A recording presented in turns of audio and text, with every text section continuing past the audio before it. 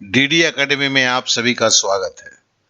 देखिए, RRB NTPC special है और आज हम उम्र पे ऊपर जो सवाल होते हैं उसको डील करेंगे, एज रिलेटेड क्वेश्चन, और केवल उन्हीं सवालों को देखेंगे, उन्हीं सवालों को समझेंगे जो सवाल एनटीपीसी में आए हैं।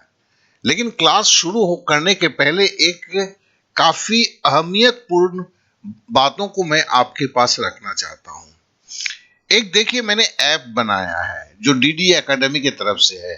वो पुलिस से, बैंक से, एसएससी, सीजीएल से, सारे जो भी कोर्स आप तैयारी करना चाहते हैं, सबका मटेरियल, स्टडी मटेरियल जो है 100% फ्री रूप में ऐप में दिया गया है।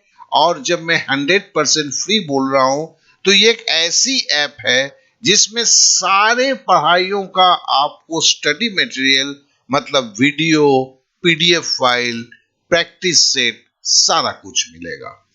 अब एक केवल आरआरबी एनटीपीसी की बात कर रहे हैं। देखिए, यहां पर मैथ का अलग से दिया हुआ है, फिर आपका सामान्य जागरूकता का अलग से दिया हुआ है, तर्क शक्ति का अलग से दिया हुआ है। सारे स्टडी मटेरियल्स हैं, हर चैप्टर के स्टडी मटेरियल्स हैं, वीडियो है, पीडीएफ फाइल है। फिर देखिए, मॉक टेस्ट एनटीपीसी स्पेशल, मतलब क्या है कि यहाँ मॉक टेस्ट जो दिया गया है वो केवल एनटीपीसी के पिछले सालों में जो पूछा गया था उन सवालों को लेके किया गया है। फिर है सामान्य जागरूकता मॉक टेस्ट एनटीपीसी स्पेशल। मेरा दावा है हिंदुस्तान में इस तरह का ऐप जो 100% फ्री है वो आपको कभी नहीं मिलेगा। और इसका जो है, इस ऐप का जो लिंक जो है वो डिस्क्रिप्शन पे दिया गया है। और याद रखें, ये 100% फ्री है। तो चलिए हम क्लास को शुरू करते हैं। अब पहला सवाल है, 4 वर्षों के अंतराल से जन्मे 4 बच्चों की आयु का योगफल 48 है, तो सबसे छोटे बच्चे की आयु ज्ञात कीजिए। तो हम पकड़ लेते हैं, पहला बच्चा जो है X है, तो 4 साल का अंतराल होगा तो दूसरा बच्चे का उम्र कितना होगा आज? X+4। फिर से बोलता हूं, पहले बच्चे का अगर उम्र X है तो दूसरे बच्चे का उम्र X+4 होगा, तीसरे बच्चे का उम्र और 4 साल ज्यादा होगा, मतलब X+8, और चौथे बच्चे का 8 से और 4 साल ज्यादा होगा तो मतलब X+12। और इस तरह 4 वर्ष के अंतराल में जन्मे 4 बच्चों की आयु का योगफल, देखिए मैंने जोड़ दिया, X+4 प्लस तीसरा बच्चा X+8 प्लस X+12 बराबर होगा 48। ये हमें समझ में आ गया। अब देखिए कितना X है, 1X, 2X, 3X, 4X, और ऐसे जोड़ते हैं, 8 4 12 और 12 24, मतलब 4X + 24 बराबर हुआ 48। और 4X बराबर क्या होगा? 48 से 24 अगर घटाएंगे तो 24 होगा। अब देखिए, 4 से अगर हम 24 को काटते हैं, 4 छक्के 24, तो X बराबर क्या होगा? X बराबर 6 साल होगा, 4 छक्के 24। तो इसका मतलब है कि सबसे छोटा बच्चा जिसका उम्र हमने 1 साल पकड़ा हुआ था वो क्या होगा? 6 साल उत्तर होगा। इसका मतलब 6 वर्ष जो है होगा। ये एनटीपीसी 2016 में शिफ्ट 3 में आया हुआ था। चलिए अब नेक्स्ट सवाल पे जाते हैं। बोलता है, माता पिता तथा 2 बच्चों की औसत आयु क्रमशः 30 वर्ष तथा 8 वर्ष है। मतलब माता पिता का औसत आयु 30 वर्ष है। माता पिता मतलब 2 जन, तो कुल आयु क्या होगा? 2 गुना 30। आप जानते हैं औसत का बेसिक नियम है। और 2 बच्चे हैं, उनका क्या है? औसत आयु 8 वर्ष है, तो कुल आयु क्या होगा? 8 दूनी 16। तो हमने इसको लिखा भैया, माता पिता की औसत आयु 30 है तो कुल आयु होगा 2 गुने 30, प्लस बच्चा जो है 8 वर्ष का है। कितने बच्चे हैं? 2 बच्चे हैं, तो 8 दूनी 16, ठीक है ना? जोड़ देते हैं तो 60 और 16 76 हो जाता है। अब बोलता है परिवार की औसत आयु निकालना है। ये 76 साल जो कुल आयु है कितने जन का है? माता पिता 2 जन और 2 बच्चे 2 जन, मतलब 76 को भागा देंगे हम औसत निकालने के लिए 4 से। 2 हुए माता पिता, 2 हुआ बच्चा। 76 को 4 से करेंगे तो 19 चौके 76। तो फिर ये 19 साल जो हुआ ये औसत आयु होगा। ये आपका आंसर बी हो गया। तो आशा करता हूं कि ये भी आप बहुत ही आसान था, आप समझ गए हैं। अब तीसरे सवाल पे आते हैं। ये भी देखिए 2016 शिफ्ट 3 में था, 5 अप्रैल को आया हुआ था। अब नेक्स्ट सवाल पे आते हैं। एक आदमी अपनी बेटे से 24 वर्ष बड़ा है। दो मतलब है कि बेटा का उम्र अगर हम x मानते हैं तो बाप का उम्र 24 x प्लस 24 होगा। 4 साल बाद उनके आयु अपने आयु के बेटे से अपने बेटे की आयु से दुगुनी हो जाएगी। तो पिता का वर्तमान आयु क्या है? तो चलिए इसे भी निकालते हैं। तो इसको निकालने के लिए देखिए क्या करते हैं।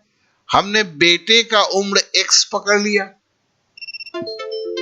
ठीक है ना, और उसी तरह हमने बाप का फादर जो है उसका क्या पकड़ेंगे। पिता तो 24 साल बड़ा है पुत्र से, पुत्र का उम्र x है, तो पिता का उम्र होगा x प्लस 24। यही तो सवाल में बोला हुआ है। हमने पुत्र को x ले लिया और बाप जो है पुत्र से 24 साल बड़ा है तो इसलिए x प्लस 24 लिख दिया। अब बोलता है कि 4 साल बाद, 4 साल बाद पिता की उम्र क्या होगी। तो हम देखो क्या लिखते हैं, x प्लस 24 जो है आज की उम्र है x प्लस 24 और प्लस 4 क्या लिखा, क्योंकि 4 साल बाद बोल रहा है तो 4 साल बाद के लिए प्लस 4 लिखा। ये बराबर होगा वर्तमान उसकी आयु बेटी की आयु से दुगुनी होगी। बेटी की आयु अभी क्या है x है, 4 साल बाद क्या होगा x प्लस 4 होगा और दुगुनी बोला है तो गुना 2 होगा, ठीक है ना। तो देखो हमने 2 से गुना किया, ये हमारा जो है समीकरण निकला। तो x प्लस 24 प्लस 4 28 हो गया। तो x प्लस 28 बराबर जो है, देखो हमने 2 से गुना कर दिया तो 2 को 1 से गुना किया तो 2x, 2 को 4 से गुना किया 8, 2x प्लस 8। अब देखो x का अंतर कितना है, क्योंकि दोनों में प्लस सिंबल है इसके लिए क्या है हम सीधा अंतर निकाल सकते हैं। 2x से x गया तो x बराबर क्या हुआ 28 और 8 का अंतर क्या है, मतलब 28 से 8 हमने लेस किया तो क्या हुआ 20 हुआ, ठीक है। तो इसका मतलब क्या हुआ, इसका मतलब जो है पिता का उम्र अब x तो 20 मेरे को मिल गया है, प्लस 24 ज्यादा था, प्लस 24 बराबर पिता का उम्र हो गया 44 साल। तो इस तरह से हमें पिता का उम्र जो है 44 साल निकल गया, ठीक है। तो इसका मतलब इस सवाल का जो है बी आंसर सही है। चलिए अब नेक्स्ट सवाल पे चलते हैं। बोलता है जय और योग की आयु का अनुपात 5:2 है। जय एक लड़का है, जोग एक लड़का है, उनके आयु का अनुपात 5:2 है। उनके आयु का जोग 63 वर्ष है। 9 वर्ष बाद उनकी आयु का अनुपात कितना होगा। तो चलिए जय और जोग, तो जय इस टू जोग हमने लिखा, बोला क्या गया है 5:2 तो हमने 5:2 लिख दिया। इसे हम 5x:2x भी बोल सकते हैं क्योंकि यही तो हुआ होगा ना। और उनका योग, उनके आयु का योग 63 है, मतलब जो जय प्लस जोग अगर बोला जाए तो 5x प्लस 2x होगा, ठीक है। तो देखो हमने 5x जय का था, जोग का हमने 2x था, 5x प्लस 2x जो बोला है उनकी आयु जो है वो लिख दिया। जय प्लस जोग की आयु कितना है 63 है, तो ये 63 हुआ। यहाँ 5x प्लस 2x जोड़ा तो कितना हुआ 7x हुआ। अब 7x बराबर अगर 63 है, 7 9 63, तो x बराबर 9 हो गया, ठीक है। और x बराबर 9 हुआ तो 5x बराबर कितना हुआ भैया? अब देखो 9 वर्ष बाद, अब हम 9 वर्ष बाद में, अब देखो क्या है, जय का कितना था पहले? 5x था। 9 वर्ष बाद मतलब 5x प्लस 9 होगा। 9 साल बाद जोग का कितना होगा? जोग का पहले 2x था प्लस 9 होगा। तो अब हम x की वैल्यू डाल देते हैं। तो x तो देखो हमें 9 निकला हुआ है, तो 5x के जगह पे 9 रख दिया प्लस 9। 2x था तो 2 गुने 9 रख दिया x के जगह पे प्लस 9। तो 5 9 45 और 9 कितना हुआ? 54 हुआ। 9 दूनी 18 और 9 27 हुआ। और देखो 27 दूनी 54 होता है, इसलिए 2:1 हो गया। तो मतलब इस सवाल का आंसर जो है 2:1 होगा। तो आशा करता हूं कि इसमें ऐसा कुछ भी नहीं है जो समझ से परे है या समझने में कोई असुविधा होगा। तो चलिए अगले सवाल पे चलते हैं। अगला सवाल बोलता है, एक व्यक्ति अपने पुत्र से 26 वर्ष बड़ा है। देखो पहले ही सवाल की तरह है, लेकिन फिर भी हमने रख दिया कि एक सवाल और कर लेते हैं, क्योंकि इस तरह के सवाल ज्यादा आते हैं। 3 वर्ष बाद उनकी आयु अपने पुत्र की आयु की तिगुनी हो जाएगी। पिता की वर्तमान आयु ज्ञात कीजिए। तो हमने लिया क्या भैया? बेटा जो है उसका है x वर्ष हमने मान लिया। पिता 26 वर्ष बड़ा है तो पिता का उम्र क्या होगा? x plus 26। ठीक है ना। अब बोलता है 3 वर्ष बाद, 3 वर्ष बाद क्या होगा? पिता का उम्र क्या होगा? x plus 26 plus 3। यह वर्तमान आयु है x प्लस 26। 3 साल बाद प्लस 3 बराबर क्या होगा? पुत्र की उम्र की दुगुनी। पुत्र की उम्र आज क्या है? पुत्र की उम्र पहले x था, तो 3 साल बाद क्या होगा? x प्लस 3 हो जाएगा, और वो 3 गुनी हो जाएगा तो गुना 3 हो गया। अब देखो x और 26 और 3 29 हो गया। x प्लस 29 बराबर क्या हुआ? यहाँ पे 3 से गुना करते हैं 3x, और 3 से इसको गुना करते हैं 3 3 9, तो 3x प्लस 9 हो गया।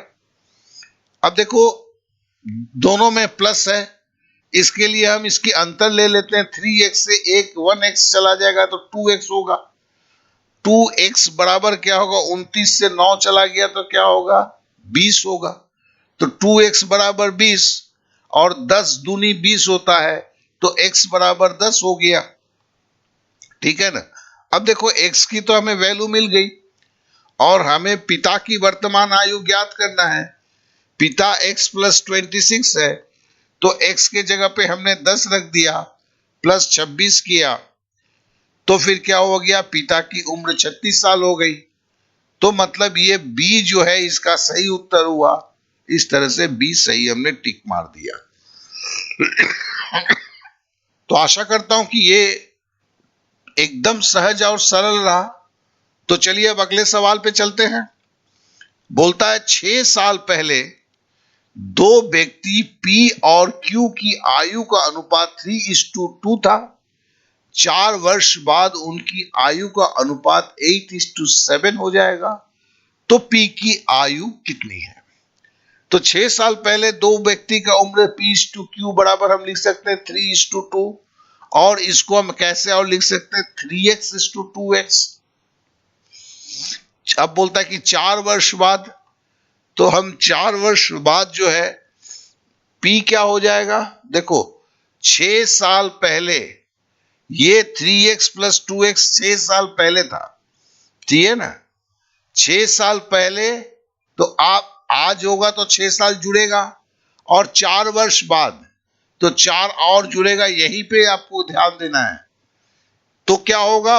P का 4 वर्ष बाद क्या होगा उम्र? P का 6 साल पहले का था प्लस 4 साल बाद का, दोनों जुटेगा, इसलिए 6 + 4। इसी तरह Q का भी देखो 6 साल पहले का था तो 6 जुड़ा, और 4 साल बाद का है तो +4 हुआ। बराबर क्या होगा? बराबर होगा देखो 3x + 10, यही 6 + 4 10 जुड़ गया, = 2x + 10। या इसको हम ऐसे लिख सकते हैं 8:7, क्योंकि 4 वर्ष बाद उनकी आयु का अनुपात 8:7 हो जाएगा। तो 8:7 बराबर होगा 3x प्लस 10:2x प्लस 10। या हम इसको ऐसे भी लिख सकते हैं 8/7 बराबर होगा 3x प्लस 10/2x प्लस 10। अब तिरछा तिरछी गुणा करते हैं तो 8 दूनी 16x और 10 को 8 से गुणा कर दिया 80, तो 16x प्लस 80 कैसे हुआ? 8 को हम 2x प्लस 10 से गुणा करते हैं तो 8 दूनी 16x और 10 को गुणा किया 8 से 80 बराबर हुआ 3 सत्ते 21x और 7 को 10 से गुणा किया 70।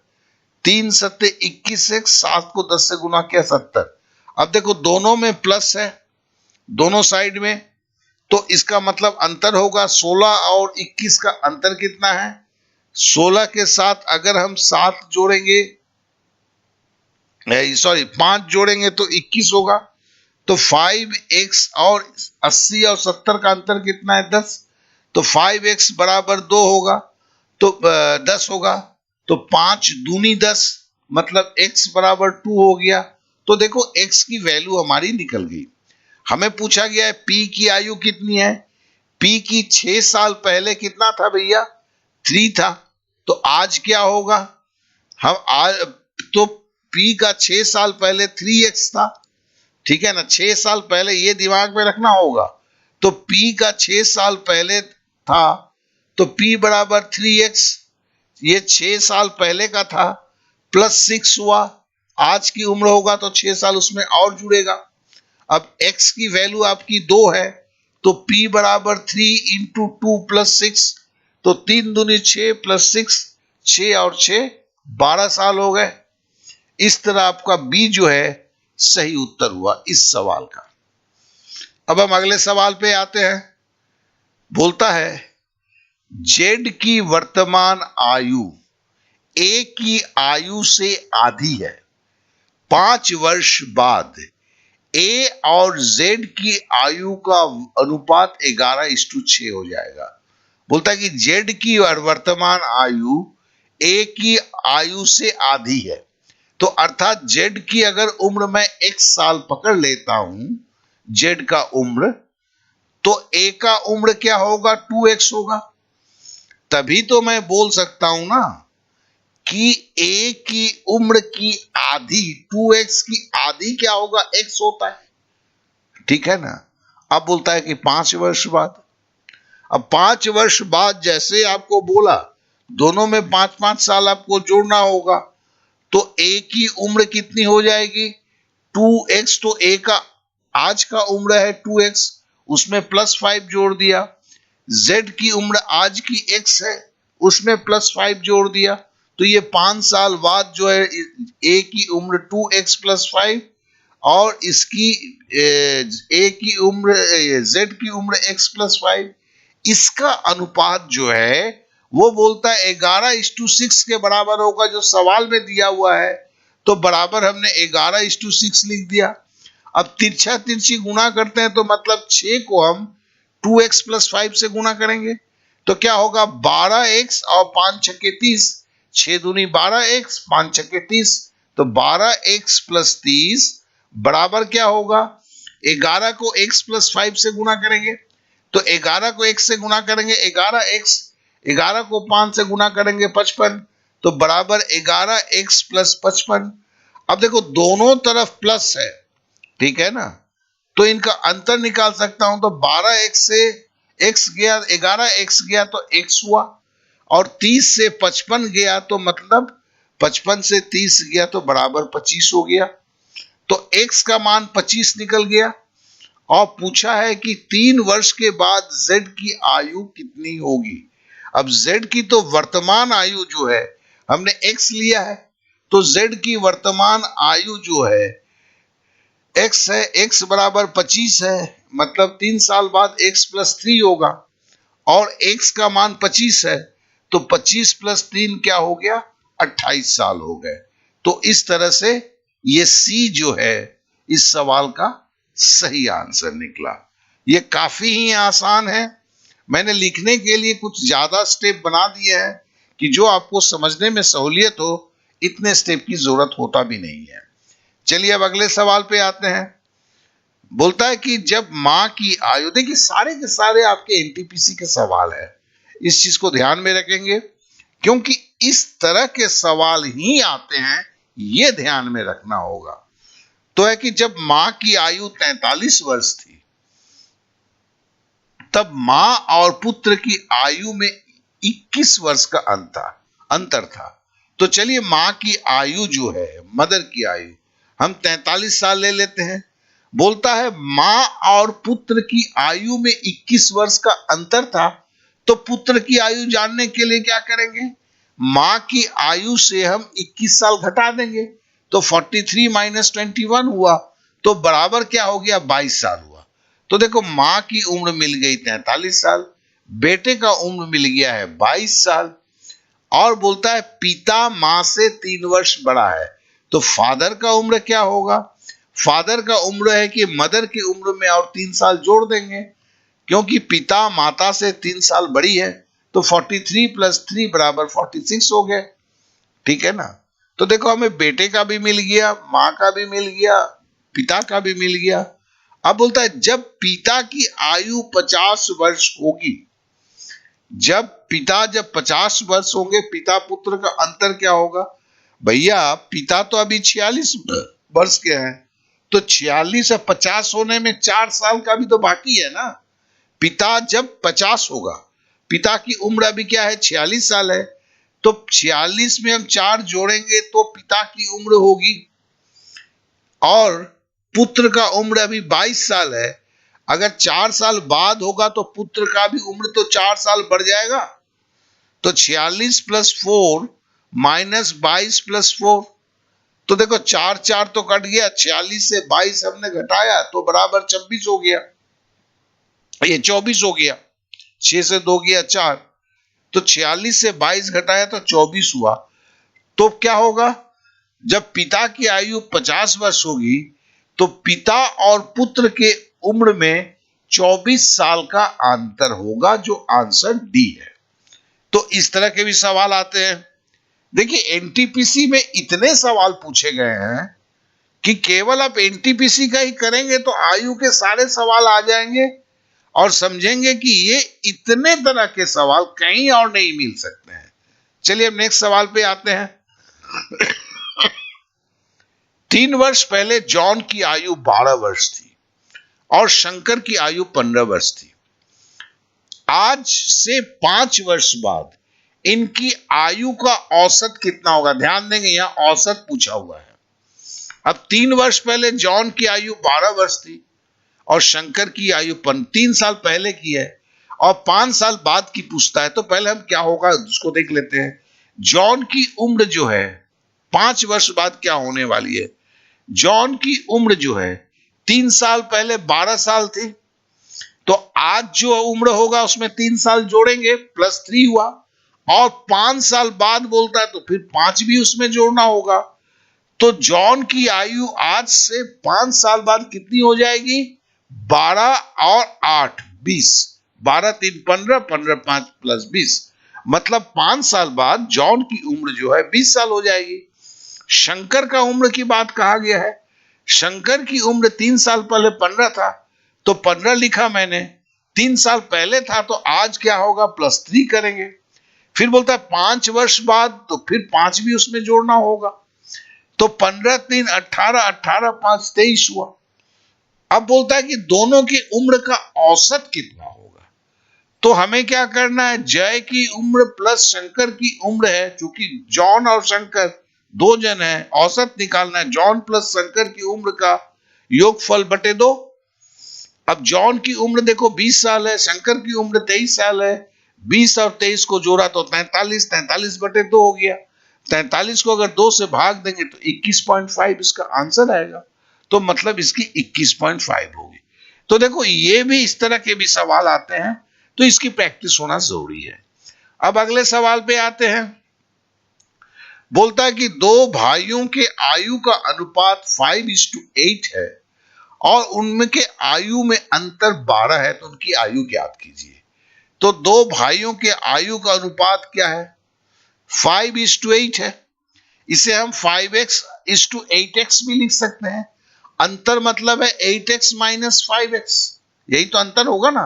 बराबर बोल दिया इसने 12, तो x बराबर 8 से 5 घटाएंगे तो क्या होगा, 3x होगा। बराबर क्या होगा, 12 होगा। तो x बराबर क्या होगा, 12/3 हो जाएगा। अब 12/3 मतलब 4 हो जाएगा। तो इसका मतलब है एक जन का आयु कितना है, 8x है, तो 8, और दूसरे एक जन का 5x है, दूसरे जन का 8x है, तो x का वैल्यू डाल देंगे तो 5 गुने 4 एक जन का उम्र होगा, दूसरे जन का 8 गुने 4, ये x की वैल्यू 4 रखी गई है। तो क्या होगा, एक की उम्र 20 होगा, दूसरे की उम्र 32 होगा। तो ये देखिए आपका a जो है इसका आंसर होगा 20 और 32। तो देखिए अगले सवाल पे चलते हैं। बोलता है एक दादा की उम्र उसके पोते के उम्र से 5 गुना ज्यादा है, निम्नलिखित में से कौन सी संख्या दादा और पोते की संभावित कुल उम्र को समर्थन नहीं करती है। देखो समर्थन नहीं करती है, इसको पे ध्यान देना होगा। देखो इस तरह के सवाल आप उम्र के जो भी सवाल सीखते हैं उससे एकदम अलग है।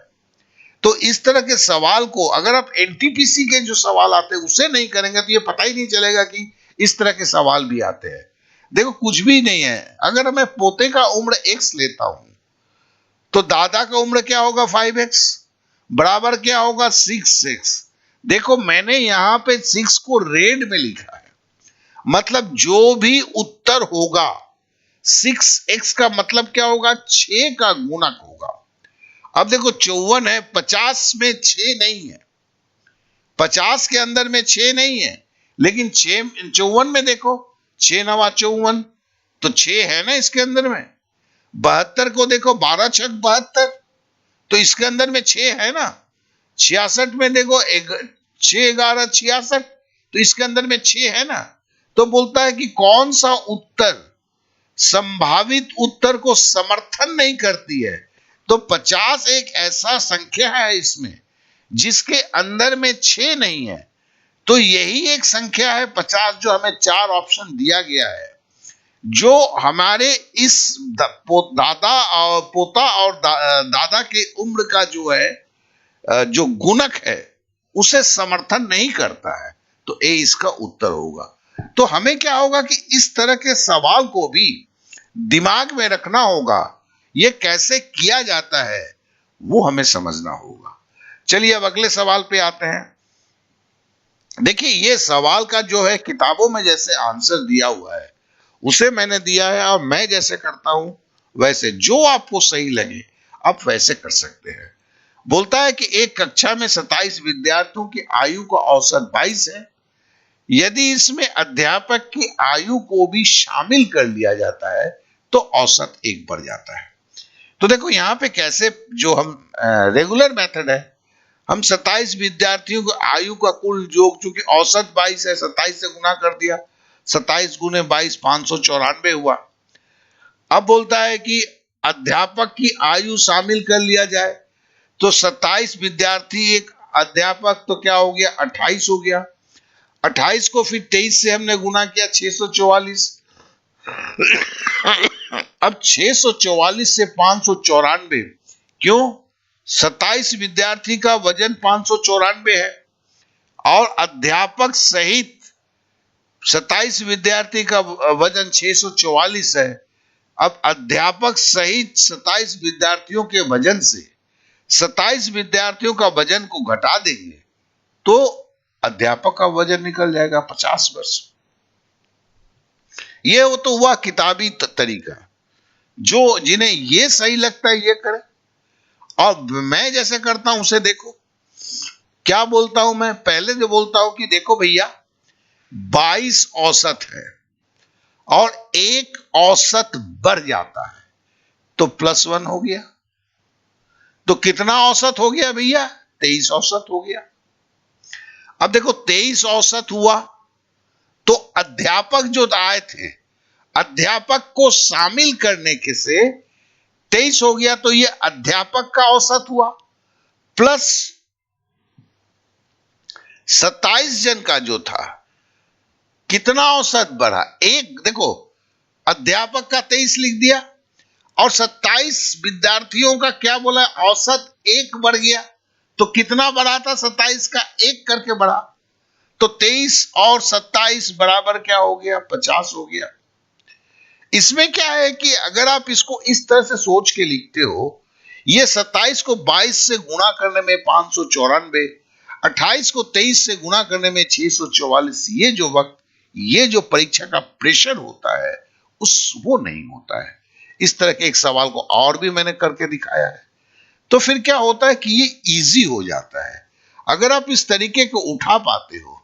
जैसे मैंने बताया, उसे 2-3 बार फिर आपको सुनना होगा। मैंने क्या बोला? 22 औसत था, कितना बढ़ा भैया? 1 औसत 23। तो अध्यापक के चलते बढ़ा, तो अध्यापक का 23 लिख दिया। कितने विद्यार्थी थे? 27।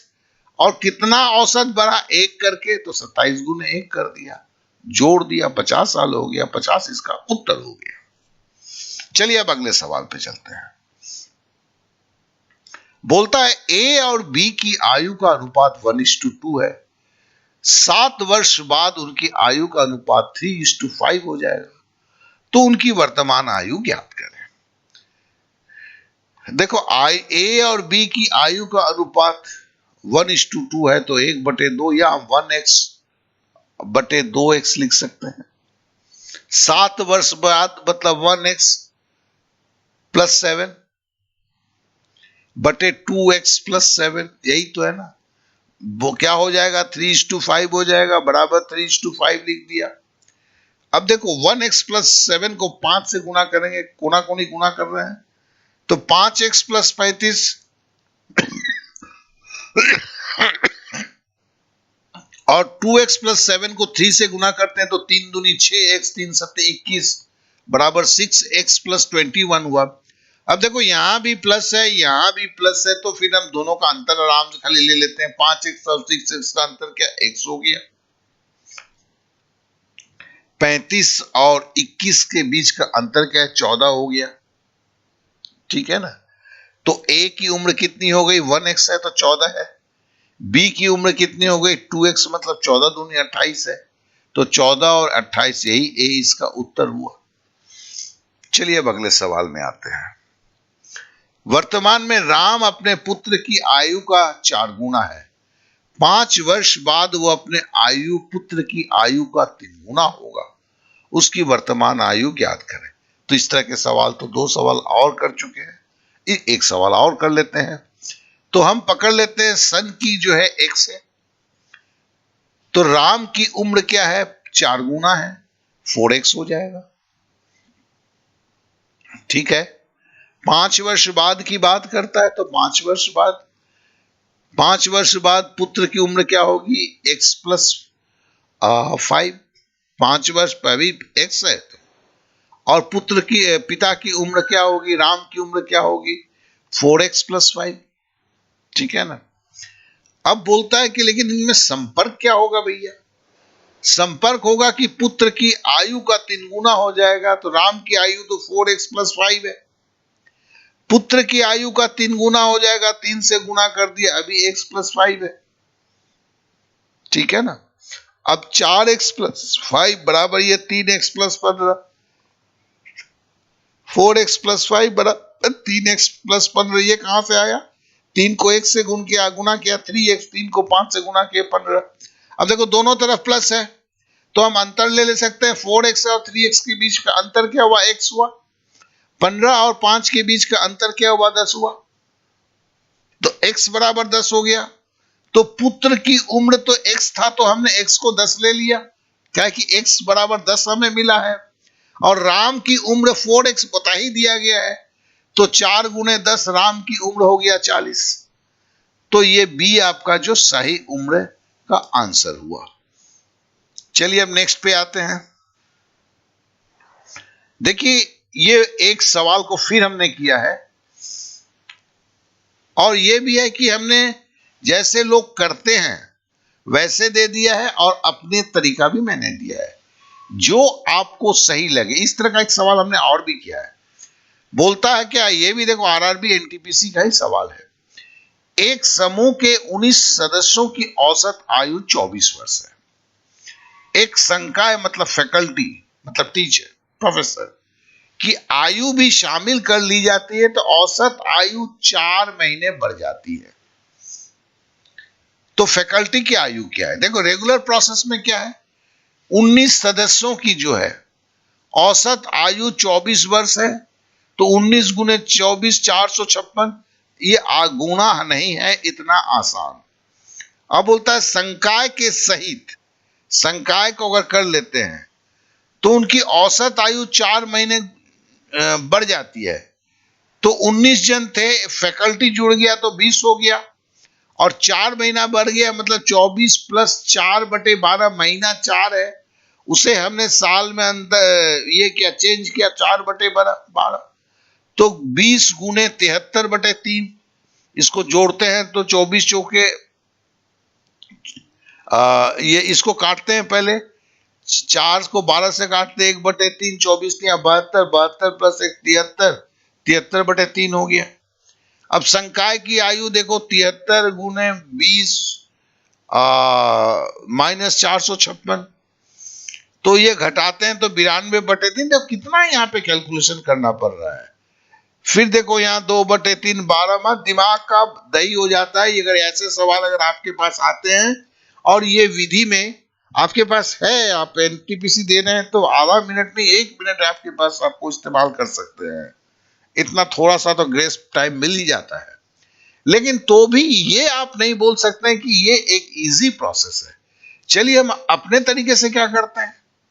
अपने तरीके में हमने क्या बोला है भैया, पहले क्या था, पहले जो है 24 वर्ष है और बढ़ कितना जाता है, 4 मंथ बढ़ जाता है। तो मतलब हम लिख सकते हैं इसको 24 साल 4 महीने, ये वाई मतलब ईयर साल, एम मतलब मंथ, 24 साल 4 महीने। पहले 24 साल, औसत आयु में 4 महीना बढ़ जाती है, तो 24 साल 4 महीने, ठीक है ना। अब देखो फैकल्टी जो आएगा उसका तो 24 साल 4 महीने होगा ही, प्लस 19 सदस्य जो है, 19 सदस्य का कितना है, उनका भी 24 साल 4 महीने करके बढ़ रहा है सबका। 19 सदस्य का तो 19 गुने 4 महीना, देखो ये 4 महीना है और 19 चौके क्या होता है 76 महीना होता है। 19 चौके कितना होता है 76 होता है। तो हम बोल सकते हैं 24 साल प्लस 4 प्लस 76 महीना, 4 महीना 76 महीना। इससे कितना आसान है देखो ना यार। हमने जोड़ा तो 24 साल 80 महीना हो गया। अब 24 से 80 महीना का क्या है, 80 महीने को साल में गुना चेंज करते हैं तो 12 से भागा देते हैं, 6 बारंग 72। 80 से 72 अगर घटा देते हैं, 80 से 72 घटा देते हैं तो 8 होता है। तो देखो यहां 80 महीना जो है वो बराबर क्या है 6 साल 8 महीना। तो 24 साल के साथ हम जोड़ते क्या है 6 साल 8 महीना, तो 24 साल के साथ 6 साल 8 महीना जोड़ते हैं तो क्या होता है 30 साल 8 महीना। देखो यही आंसर था 30 साल 8 महीना। यहां कितना सरल तरीके से पहुंचे, यह उत्तर भी है। तो हमने एनटीपीसी के इन सवालों को इस तरह करके आपको इसलिए दिखाया, ये अलग तरीके से भी हो सकते हैं। और आप सबसे गुजारिश है कि अगर आपने मेरे को सब्सक्राइब नहीं किया है तो सब्सक्राइब करें। उस ऐप को जो मैंने बताया है डिस्क्रिप्शन पे उसे इंस्टॉल जरूर करें, कि वहां पर भी ये सवाल, जैसे यहां मैं 15 दूंगा, यार मैं कितना सवाल दे सकता हूं, यहां पर मैं 100 सवाल तो दे नहीं सकता, लेकिन वहां जाएंगे तो आपको सवाल जैसे यहां पे वीडियो में दिया है, ये वीडियो तो वहां मिलेगा, साथ साथ प्रैक्टिस के लिए एनटीपीसी में जो उसके मॉक टेस्ट पेपर मिलेंगे। आप बाजारों में खरीदते हैं या फ्री में है, तो अब आपके ऊपर है कि आप उसको इस्तेमाल करो या ना करो। क्योंकि और ये केवल एक ही एग्जाम के लिए नहीं है, आप कुछ भी एग्जाम भविष्य में दे रहे हैं उसके लिए आपको कोई स्टडी मटेरियल ढूंढने की जरूरत नहीं है, क्योंकि एक ऐप के अंदर में सब कुछ समाहित है। तो फिर डिस्क्रिप्शन पे जाइए, ये वीडियो देखने का उस ऐप को इंस्टॉल कर लीजिए, सब कुछ आपके पास आ गया, या भविष्य में भी जो वीडियो आएगा वो वहां पर आपको मिलेगा ही। साथ साथ में वहां पर एक आपका इसका ग्रुप भी है, क्या कहते हैं, आपका फेसबुक ग्रुप है, जो ग्रुप केवल एनटीपीसी के लिए है, वो भी आपके लिए होगा। तो आशा करता हूं कि मैंने आपको सब चीजों को सही तरीके से बताया है, सही तरीके से आप समझ पाए हैं। अब हमें जाने की वक्त हो गया है, विदा दें। अगर किसी ने मुझे सब्सक्राइब नहीं किया है, बेल बटन नहीं दबाया है, तो अवश्य दबाएं, क्योंकि एनटीपीसी की कुछ भी ऐसा नहीं है जो मेरे तरफ से नहीं दिया जाएगा। तो चलिए, okay then, bye bye, thank you, जय हिंद।